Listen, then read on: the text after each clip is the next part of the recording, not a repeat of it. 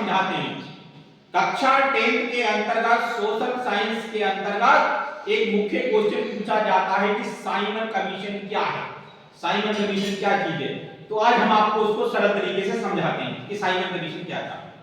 तो Simon commission जो है वो एक आयोग था। आयोग मतलब एक कमीशन मतलब एक समिति, संस्था, समिति, संगठन, संस्था, अर्थात जिसको अपन क्या बोलते हैं, आयोग।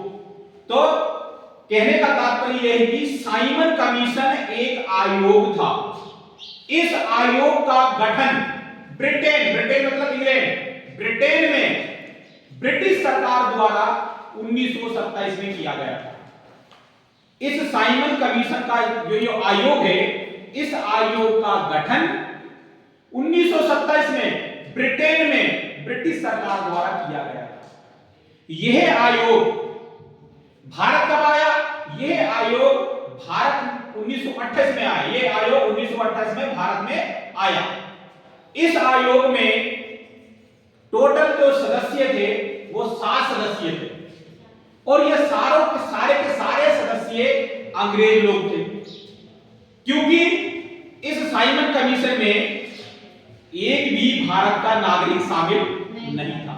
अब चूंकि भारत का नागरिक शामिल नहीं था, सारे के सारे अधिकारी अंग्रेज थे, तो स्वाभाविक ही है कि भारत के लोगों को गुस्सा तो आएगा ही, भारत के लोगों को गुस्सा आएगा ही, क्योंकि भारत की तरक्की के लिए ये आयोग बनाया गया था, परंतु भारत का एक नागरिक भी शामिल नहीं है। तो भारत के लोगों ने इस साइमन कमीशन का विरोध कर दिया, जोरदार विरोध कर दिया और नारे लगाने लगे। वो बोलने लगे कि ये आयोग हमारी तरक्की नहीं कर सकता, ये आयोग हमारे काम का नहीं है, क्योंकि जब हमारे भारत के नागरिक ही इसमें शामिल नहीं है तो हमारे हित की बात कौन करेगा, हमारे अधिकारों की बात कौन करेगा। क्योंकि हमारे लोग ही उसमें शामिल नहीं है तो हमारे हितों की कोई बात नहीं करेगा।